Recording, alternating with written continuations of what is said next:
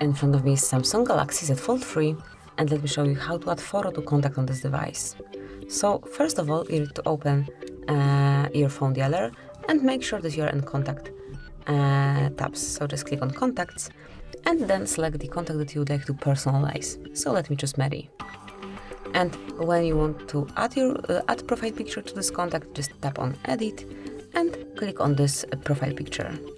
And you can either choose some customized graphic right here,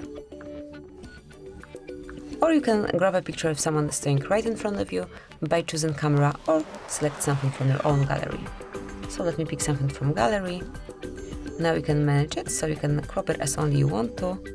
Tap on done then and click on save. As you can see, from now on, this picture will be assigned to your contact, and anytime Mary will be calling you, you'll be able to see this profile picture at first. So as you can see, it's super quick and easy. This is how you can personalize contacts by adding profile pictures. Thank you for watching. Please subscribe our channel and leave the thumbs up.